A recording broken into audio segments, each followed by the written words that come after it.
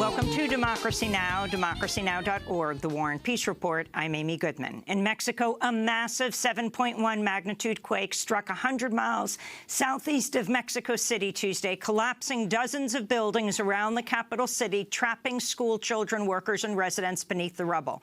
The government says this morning at least 17 people are dead, but that number is expected to rise as rescuers with sniffer dogs work to cut through collapsed structures. Among the dead are at least 21 students at a primary school in southern Mexico City and 15 worshippers who died during a Catholic mass when the earthquake triggered an eruption at a volcano southeast of the city. The disaster struck just hours after an earthquake preparedness drill held to mark the 32nd anniversary of the 1985 earthquake that killed 5,000 people. It came less than 2 weeks after the most powerful earthquake in a century struck near the coast of the southern state of Oaxaca, killing at least 90 people and leveling thousands of homes.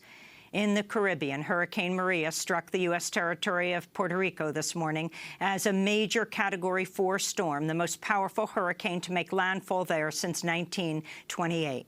The eye of the storm made landfall on the island south, is headed for the capital, San Juan, home to 400,000 people. Overnight, Maria lashed the U.S. Virgin Islands, threatening to turn rubble and debris left over from Hurricane Irma into deadly projectiles. In Dominica, where Maria struck late Monday, over 90% of buildings were left damaged or destroyed in what the country's prime minister called mind-boggling devastation. We'll have more on Hurricane Maria and the earthquake in Mexico after headlines.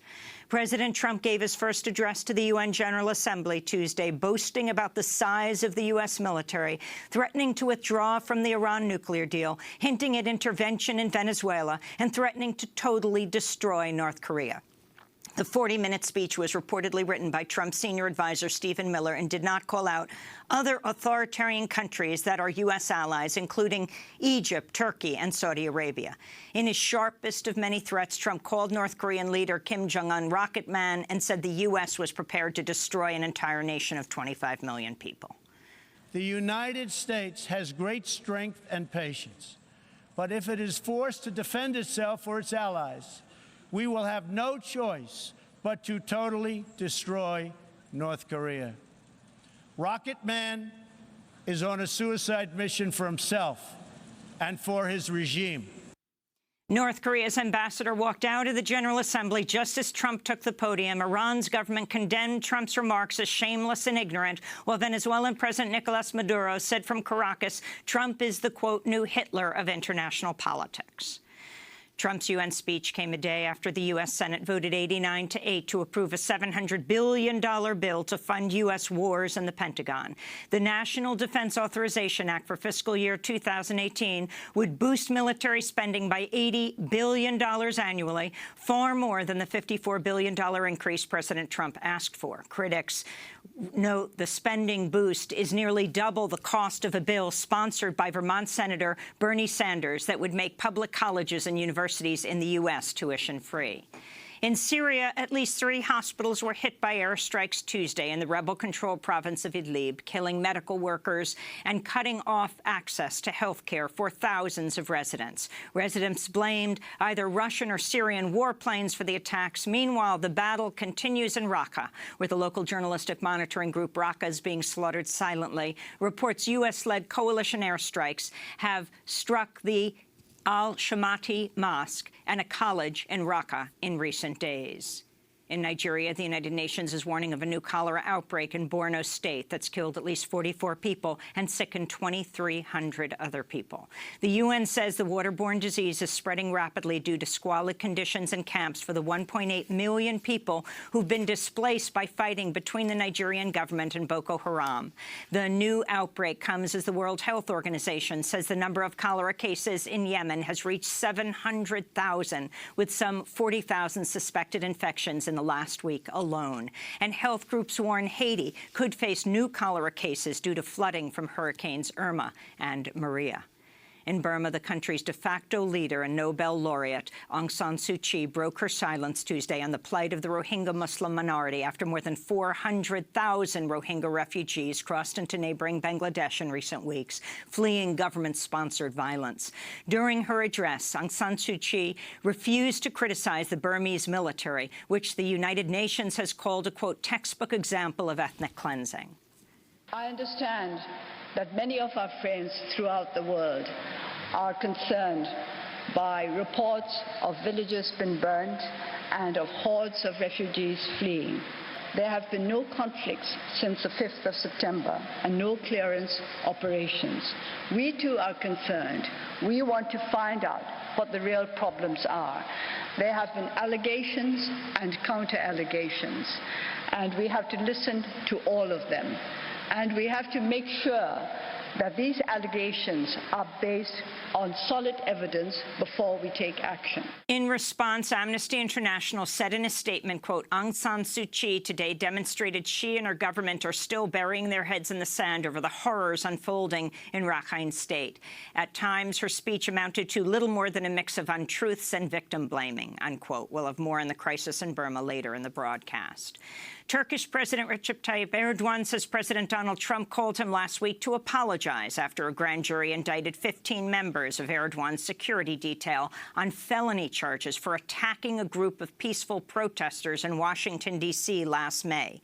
Video from the scene shows President Erdogan looking on during the assault outside the Turkish ambassador's residence in D.C., which came just after Erdogan was welcomed to the White House by President Trump.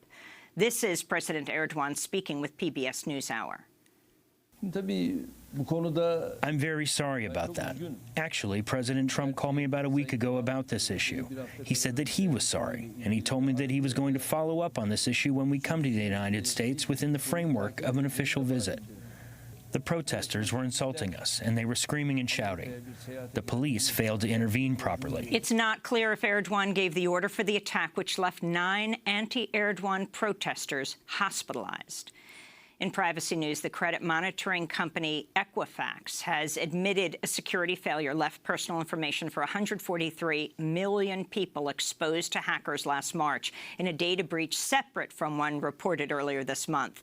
The latest breach involves employee tax records and threatens to spawn a rash of phony tax returns as identity thieves may seek to steal tax returns. Public filings show Equifax spent $1.1 million last year and over $500,000 so far this year, lobbying Congress for legislation that would limit the amount Equifax would be forced to pay over data breaches.